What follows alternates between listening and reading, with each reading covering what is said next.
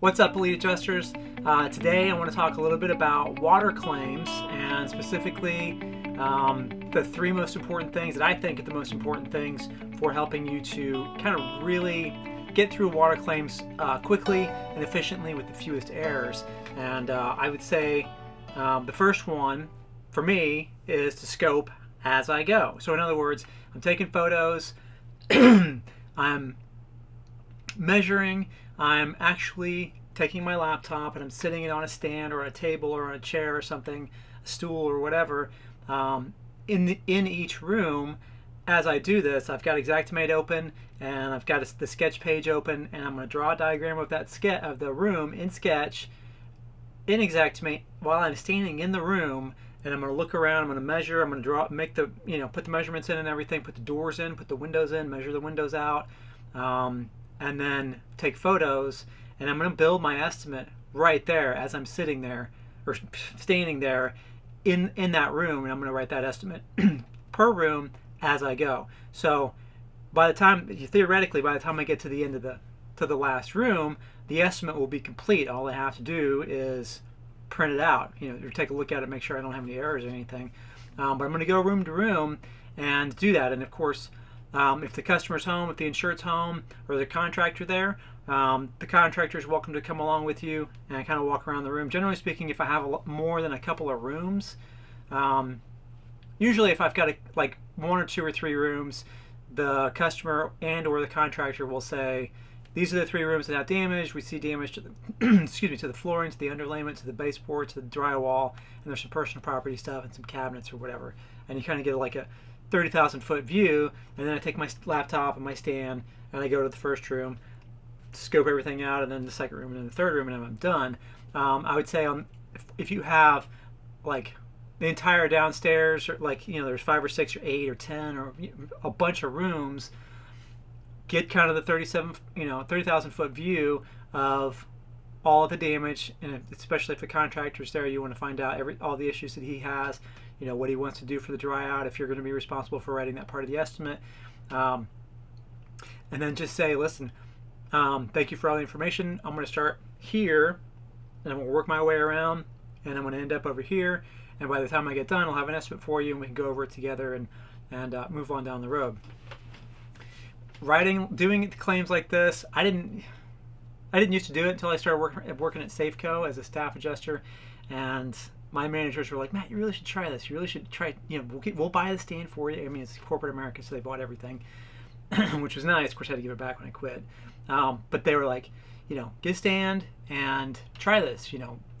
Do the whole thing up in Xactimate as you go. And we've been finding that adjusters that do this are getting through the claims faster. They have fewer overwrites because they're not guessing later on when they're sitting in their hotel room, or not their hotel. As a staff adjuster, I'm not sitting in a hotel room. I'm sitting in my house, which has all the distractions of home. And this is the main reason why I close claims on site anyway. But you write these claims up as you go. The biggest benefits are, like I said, you're going to reduce your errors and your QA rating will go up. You're going to, when you're done, you're going to be able to talk to the contractor and say, here's what I can pay for, here's what I can't pay for, and you can have a little negotiation and talk about things, and ultimately come to an agreed scope and pricing right there on the spot, which helps everybody, makes everybody happy, especially the customer, because they're like, well, now I don't have to sit around and wait for the contractor and the adjuster to go back and forth over the next 2, 3, 4 weeks or whatever it is, which nobody wants to do that. You don't want to have the tail of the claim be very long, which is, depending on your responsibility. If it's a daily claim, they may be having you, or a CAT claim, your responsibility may be just to get in there, get the measurements, scope it, write the estimate, take the photos, and then hand it back to the desk adjuster who's going to do everything else. But if you do it this way, and you're standing at the house and you have completed the estimate and you've gone over everything with the customer, if you're allowed to, by the carrier or the vendor, and you talk to the contractor and the contractor's shaking his head like, yeah, it looks good, we can do it for that, then you're good to go. And you hand a file like that to the desk adjuster and your name shoots straight to the top of, oh man, I hope Matt Allen or whoever it is gets my claims. I hope I see their name on my claims, because I know it's going to be an easier claim for me to get through on my end on the desk, because they're going to have done all this work for me. It's all done already. I don't have to mess with it later. It's more comprehensive. It's more thorough. It's easier for the desk adjusters to get through that. And having been a desk adjuster or a staff adjuster, we're working the desk as much as anything else, and as much as we're in the field. Anything that anybody can do to help me get through a claim faster is going to be the bonus. So what else do I got? Oh, and it produces a more accurate claim because you're not guessing later on. You're not sitting there, like I think I started saying this earlier. So you're not sitting there back in your house and going, oh, I didn't get the measurements of that window. I'll just guess. How big was the opening for the closet door? I'll just guess. I'm used to, they're usually like 5.5 feet by whatever. You eliminate the guessing because you're standing right there in the room, and you can whip out your tape measure or your laser, and you can beep, beep, beep, and get the exact measurement so that you have an exact estimate, so that you can have apples to apples when you're talking to the contractor later, or when the desk adjuster is talking to the contractor later. He's not going off of an estimate where he's saying, well, the adjuster that I have here had 5 feet for the opening for that door, and you've got 9 feet for the opening on that door. What's the big deal? And that might generate a reinspection. So it generates a lot of work if you guess. And so many adjusters do this. They'll just take photos. Some few people don't ever do this, but don't go into each room and take a bunch of photos and get a couple of broad measurements, and I think you're gonna estimate that from your photos later on, because it's a surefire way to never get claims or not get called very often. So the second thing I would say is to set good expectations, and this goes for any claim really. Big water losses have a lot of moving parts, and you need to make sure that the insured knows what to do and when to do it, and who to talk to if they have questions. If it's you, make sure they have your contact information. If it's the desk adjuster, make sure that they have the desk adjuster's contact information.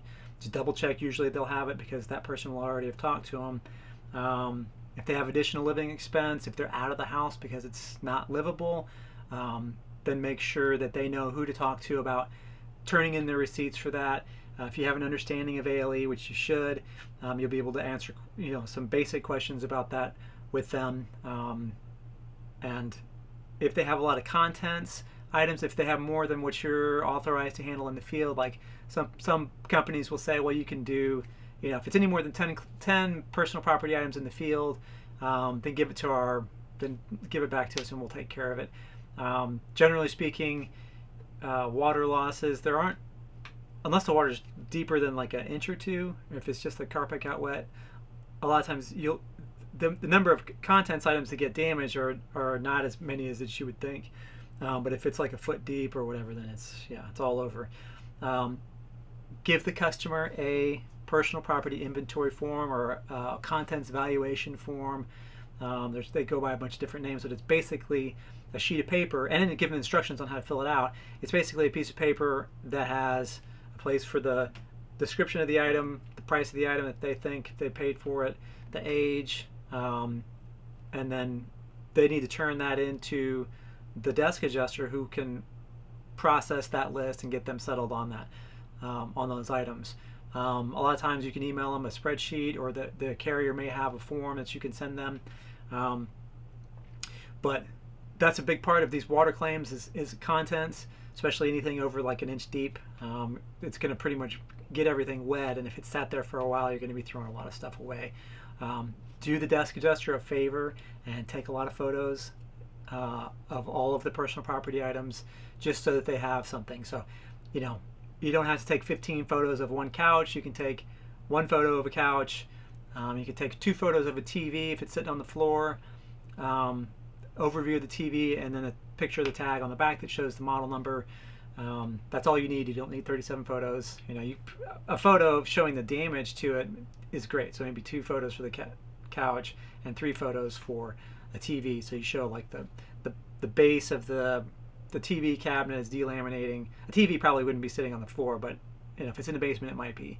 But any kind of water intrusion, you want to make sure you take photos of it. The desk adjuster generally will take it from there on those kinds of things. Also, with regards to setting expectations, you want to be sure that the insured knows that even if you have an agreed scope and pricing with the contractor on the spot, or if the contractor wasn't there and you're just shooting off of what you can see and what you can write up and Xactimate, if later on it turns out that they find more damage, or they find some hazardous materials that have to be addressed, like asbestos or lead, or the contractor's estimates are coming back higher, then they need to know that those things absolutely can be reviewed and the estimate can be revised if it's something that we can pay for. Sometimes customers, if they haven't been given proper expectations, or they weren't given, the adjuster didn't really talk to them and fill them in properly, they'll think that the check that they get is all they get. And I can't tell you the number of times I've had people ask me, well, if this is all I get, I'm like, no, you have replacement costs, number one. Number two, if you find more damage, call us and let us know if you find something later that we can't see right now, and we can add it to the estimate. And people, oh, okay, because they don't think. I mean, again, there's a lot of personal injury, ambulance chaser attorneys out there that want you to think that, or want the homeowners or anybody who's got insurance, that the big bad insurance company is going to try and screw them out of every single red penny that they can, and that's just not true. If the insured doesn't report it, if they don't claim it, because it's a claim, they're claiming against their policy. If the insured doesn't claim it, the insurance company doesn't know about it, then they can't pay it, or they can't have the opportunity to review it and then pay it. And that's important, that you make sure that the customer has that expectation that, yes, if more stuff is found, we will absolutely talk about it and address it, and if it's something we can pay for, absolutely, it'll go right under the estimate. We'll send you another check, no worries. Keep the first check that we give you. We'll just send you more checks for the difference. And if you're not going to write the estimate on site, which I highly recommend, make sure you set an expectation as to when you're going to have that estimate completed, and beat it. So if you say, today's Monday, if they're going to, if you think that you can have that estimate done by Wednesday, I'd say tell them Friday. Say, hey, listen, I'll have your estimate done by the end of the week. I'll give you a call and we'll go over the numbers and everything. And if you get it done tomorrow, call them tomorrow and say, hey, guess what? I got your estimate done early. It's a small thing, but I'm telling you, it makes a really big difference in customer service, and people feel good about that when they get some news, whether it's good or bad, earlier than they were expecting. Because then that's something that they can put to rest in their mind and move on to the next step. And then you want to make sure that you give them set expectations about what the next step is going to be beyond that. So, and then the third thing I would say is close a claim on site. And that kind of goes hand in hand with scoping as you go, because just because as a kind of a natural product of scoping as you go, you're going to end up when you finish the last room pretty much with a completed estimate. I would go even farther, write up the activity diary, the narrative, the caption, whatever you want to call those, general loss report. You put together your report, and if the contractor's there, I like it when the contractor's there, because it's all done. I mean, you stand there with the contractor and you go over your estimate on the laptop, and you're like, so we can pay for this, this, and this. What do you think? And the guy says, well, yeah, it looks good, except for we probably need to add this, this, and this. And then you talk about it for a minute, and then you add it, and then you say, when you get done with doing that, it might take 5 minutes, it might take 15 or 20 minutes. But it's something that you don't have to be playing phone tag weeks from now, or days from now, or whatever it is, with the contractor trying to get it, emailing things back and forth 15 times. You're standing there with them, the grand total is $37,000. He looks at that, he looks around the room, and you look at each other, and you do this. We're good to go, $37,000, and boom, you cut the check, and you're done. It's over. There's no more dealing with that claim, because you have other claims to deal with. And I don't know, the volume that I experienced as a staff adjuster didn't seem very high. Like, you might get 5 to 12 claims a week, but because the tails on those claims and most of them were water claims just like this, because there were so many moving parts and there were so many contractors to deal with, every week it's just stacked on top of each other. So you'd have like the volume from the week before. If you didn't close stuff on site, or you didn't get it buttoned up really quickly, then week 1 you're here, week 2 you're getting 7 more claims on top of that, and then week 3, and then, I mean, so by you start the job as a brand new adjuster, as a staff adjuster, and I'm kind of digressing here a little bit, but week 1, the first month you're like, man, this is easy. 6 months in, you're still dealing with those claims from the first couple of weeks, and you're still having to make follow-up phone calls, and it can be a nightmare. And as the desk adjuster for the insurance company, as a staff adjuster, I'm hiring IAs all the time to do these dailies. And if they do all that work for me, if I get an IA that sends into me an estimate that has an agreed scope and pricing with the contractor, they got all the photos and everything, they made a contents list and turned that in with it, they took all the photos, the estimate, everything's completed as far as they could take it, then I call those guys and I say, listen, I'm Matt, I'm with Safeco. You just turned in a claim on Mr. Johnson, and I just want to call and just say thank you so much for doing this, man. You did an outstanding job, and I wish everybody would do what you do this the way you do. And I've personally, as an IA and handling dailies, I got called by the desk adjuster, by the staff adjuster, to say the exact same thing to me, to say, listen, thank you so much, you did a really good job. This is a large loss, a tree chopped right down through the middle of this guy's house. 6 rooms were damaged, a bunch of personal property. I turned in as complete of a file as I could. I negotiated with the tree guy, got a final bill on that to send in with my estimate. All the other contractors that were involved, the additional living expense stuff, I got, how long the contractors thought that the insured would be out. So I got them an estimate at the time so that the desk adjuster could write the ALE. I mean, I'm telling you, the more thorough you are with this stuff and the faster you get it done, and the questions that you know how to ask the right questions, then you can get all this information from the desk adjuster, and it helps your career immensely. They remember your name, they remember who you are, and when they see your name on another file later, they're going to be passing your name up and down the chain. Their managers are going to hear about it, and if their manager hears about it, your manager is going to hear about it on the IA side, and I call it the circle of happiness, because everybody gets happy. The customer's happy because you did a good job. You set expectations, you exceeded them.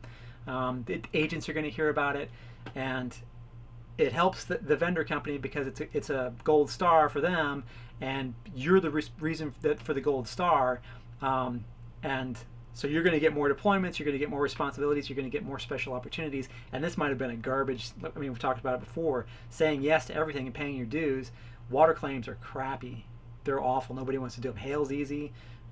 If you get sent out on one of these garbage storms that's all water claims, and maybe you have to deny half of them, and you did a really great job, and everybody's happy, even the people you denied, because they felt that you gave them a fair shake, you've just rocket ship up the list. You're going to end up at the top of the first call list, or in the top 10 or top 20, which is where you want to be to do this. And this is, once you get into that golden zone and you start getting a lot of phone calls from your vendor manager, whoever's dispatching, that's when the 6 figures that's when that happens.